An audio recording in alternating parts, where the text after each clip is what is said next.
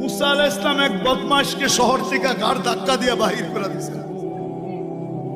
কয়েকদিন পরে ওহী আসছে, মুসা আলাইহিস সালাম আমার ওলি মারা গেছে, জানাজায় যে শরীক হবে জানাজা পড়াইতে হবে। তো মুসা আলাইহিস সালাম বলতেছে, আল্লাহ একা জানাজা পড়াবো কি কইরা, একা কি কইরা?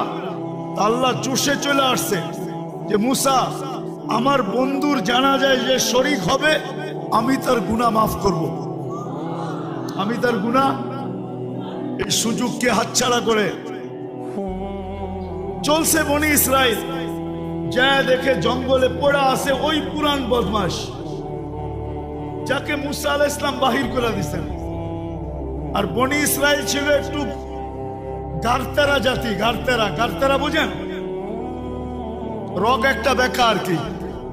তো মুসা আলাইহিস সালাম বলতেছে, মুসা জীবনভর বহুত খেলা তো দেখাইলা, এটা কি শেষ খেলা? বদমাইশ আবার ওলি হইল কবে? হ্যাঁ, আর মুসা আলাইহিস সালাম কাকে জিজ্ঞেস করবে? উনি ওহির অপেক্ষায় আছে। একটু পরে আল্লাহ ওহি পাঠাইছে, মুসা আলাইহিস সালাম ছিল তো বদমাশ সত্য, কিন্তু ফালাম্মা করুবাল মউত, আরবি শব্দগুলা কিন্তু ভালো মতে শুনেন।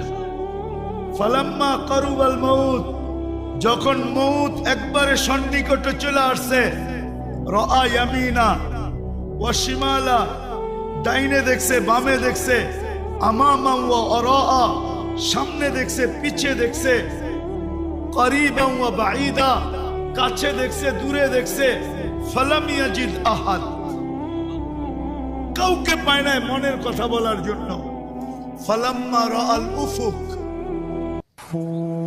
আকাশের দিকে তাকায়া বলতেছে, ইয়া মাল্লা তাদুররুহুদ দুনূব, ওয়াল্লাহ গুনাহে যার ক্ষতি সাধিত হয় না, ওয়ালা তানকুসুহুল মাগফিরা, মাফ করলে যার ভান্ডারে কমে না, ফারা আমুতু ফরিদান ওয়াহিদা, দেখ আমি একা জঙ্গলে পড়া মরতেছি, ওয়া আনতা কুলতা আনতাল গফুরুর রহিম, আর আপনি বলতেছেন আপনি গফুরুর রহিম। যদি মাফ না করলেন তো আমার লাভ হইল তো হইলটা কি?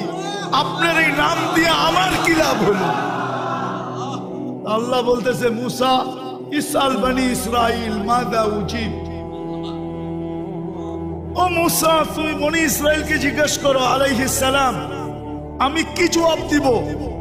তো বনি ইসরাইল চিৎকার দিয়া বলতেছে, সাদাকতা ইয়া রাব্বা, রব